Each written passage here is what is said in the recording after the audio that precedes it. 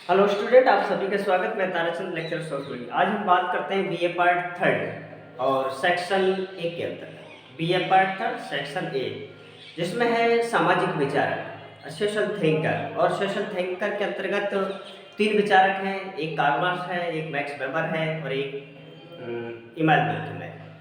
Max weber के बारे में हमने पूर्व बता चुके हैं और इसके दो इम्पोर्टेंट प्रश्न भी हैं जो हमने करा दिए हैं।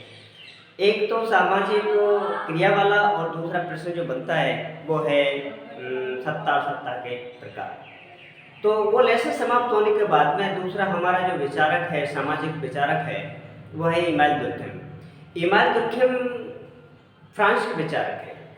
इनको हम पाश्चात्य विचारक कहते हैं क्योंकि ये पश्चिम से संबंध है और उन्होंने समाज के विषय में जो कुछ विचार रखे, इसलिए वो सामाजिक विचारक कहलाते हैं। वैसे समाजशास्त्र के योगदान में इमानुएल दुर्खिम का महत्वपूर्ण रहा है और इस महत्वपूर्ण योगदान के कारण ही आज हम इमानुएल दुर्खिम को समाजशास्त्र का दादा कहते हैं। और इस दादा ने अथवा समाजशास्त्र को वैज्ञानिक धरातल प्रदान किया था, क्योंकि अनेक विचारकों ने समाजशास्त्र को परिभाषित तो किया लेकिन वैज्ञानिक रूप नहीं दिया। वैज्ञानिक रूप देने का काम इमानुएल दुर्खिम ने किया है, इसलिए हम इसको समाजशास्त्र का दादा भी कहते हैं और ये प्रथम प्रोफेसर भी है। कुछ विचारक इमानुएल दुर्खिम को बौद्धिक जगत का देवता भी कहते हैं।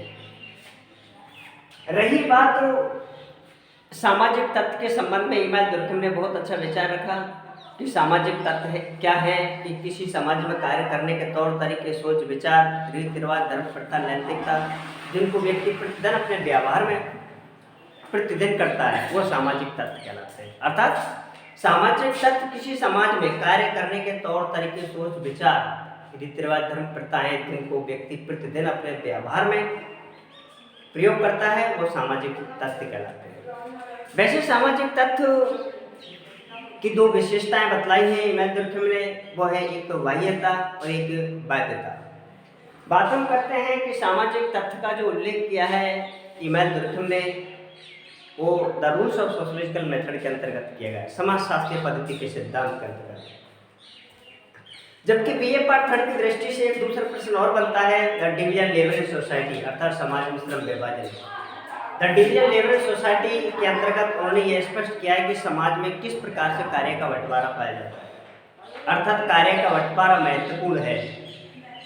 वो उस समय लिखा था कि जब जनसंख्या कम थी, लोगों की आवश्यकताएं सीमित थी, तो कार्य का इतना बंटवारा नहीं था। सभी लोग मिलजुल कर रहते थे, मिलकर काम करते थे, किसी भी प्रकार का कोई विभाजन नहीं था। लेकिन जैसे जैसे जनसंख्या बढ़ती गई, उस हिसाब से कार्य का विभाजन, कार्य का विस्तार होता गया और कार्य के विस्तार और जनसंख्या वृद्धि ने कार्य का बंटवारा कर दिया।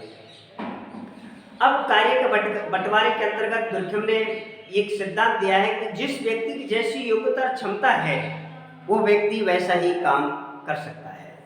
आधुनिक युग के अंतर्गत तो जो डिवीजन ऑफ लेबर सोसाइटी के अंतर्गत जो देखने को मिलता है, वो वास्तव में सही है कि हर व्यक्ति हर काम को नहीं कर सकता। जिस व्यक्ति की रुचि, क्षमता, योग्यता है, वो व्यक्ति उस कार्य को अच्छी प्रकार से कर सकता है। यही हमारा श्रम विभाजन है, कार्य का बंटवारा है। और बात हम करते हैं आगे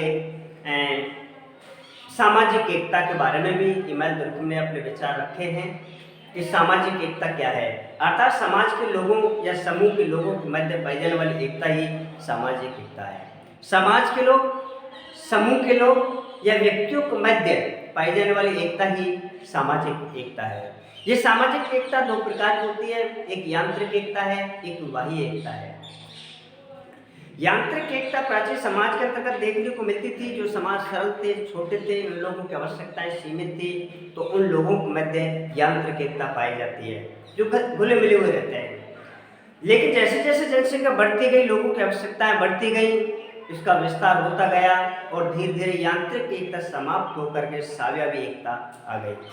सावयवी एकता आधुनिक युग के अंतर्गत देखने को मिलती है और जो डिवीजन ऑफ लेबर सोसाइटी है, वो सामाजिक एकता का जो प्रारूप है, वो सावयवी एकता के अंतर्गत देखने को मिलता है, न कि यांत्रिक एकता के अंतर्गत। क्योंकि यांत्रिक एकता के अंतर्गत तो जनसंख्या कम थी, लोगों की आवश्यकताएं सीमित थी, काम भी सीमित था, इसलिए डिवीजन लेबर या श्रम विभाजन की कोई आवश्यकता नहीं थी, लेकिन जैसे जैसे जनसंख्या बढ़ती गई, कार्य का क्षेत्र बढ़ता गया, अब लोगों ने अपनी अपनी योग्यता और क्षमता के आधार पर कार्य का बंटवारा कर लिया, जिसे हम कहते हैं समाज में श्रम विभाजन। ये हमारे सामाजिक तत्व वाला पहला प्रश्न, और दूसरा प्रश्न जो बनता है वो सामाजिक एकता वाला, और तीसरा जो प्रश्न बनता है वो है the division labour in society, अर्थात समाज में श्रम विभाजन। बीए पार्ट थर्ड की दृष्टि से देखा जाए तो यहाँ पर केवल दो ही प्रश्न ज़्यादा महत्वपूर्ण हैं। एक तो है समाज में श्रम विभाजन क्या है, परिभाषित कीजिए, और श्रम विभाजन के कारणों को स्पष्ट कीजिए कि किन कारणों से समाज में श्रम विभाजन हो रहा है। और दूसरा प्रश्न है कि सामाजिक तत्व किसे कहते हैं, परिभाषित कीजिए, सामाजिक तत्व की विशेषताएं बतलाइए। बाकी दुर्कहेम ने एक और आत्महत्या का सिद्धांत दिया है कि वास्तव में आत्महत्या क्या होती है, ये कितने प्रकार की होती है। ये दरअसल केवल आपार्ट की दृष्टि से, व्यापार की दृष्टि से नहीं है। सिलेबस के अंतर्गत केवल आपको यहाँ पर आपार्ट और छोटा प्रश्न पूछा जाएगा, बड़ा प्रश्न नहीं आता। तो वास्तव में ये देखा जाए कि आत्महत्या क्या है, ली सुसाइड, दी सुसाइड और ली सुसाइड। हाँ, दुर्कहेम की 4 महत्वपूर्ण पुस्तक भी हैं, जिसमें से एक है the division labour in society, समाज में श्रम विभाजन। दूसरा प्रश्न है the rules of sociological method, और तीसरा प्रश्न है तीसरी जो बुक्स है वो है the element for religion of life, और चौथी जो बुक्स है वो है दी सोसाइटी। तो इस प्रकार से ये हमारा ईमेल दुर्कहेम के संबंध। वैसे ईमेल दुर्कहेम ने धर्म के संबंध में भी अपने विचार रखे हैं कि धर्म क्या है।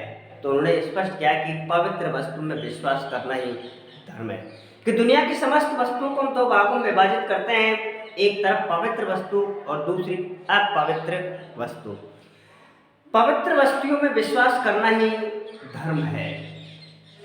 बाकी और भी कुछ लास्ट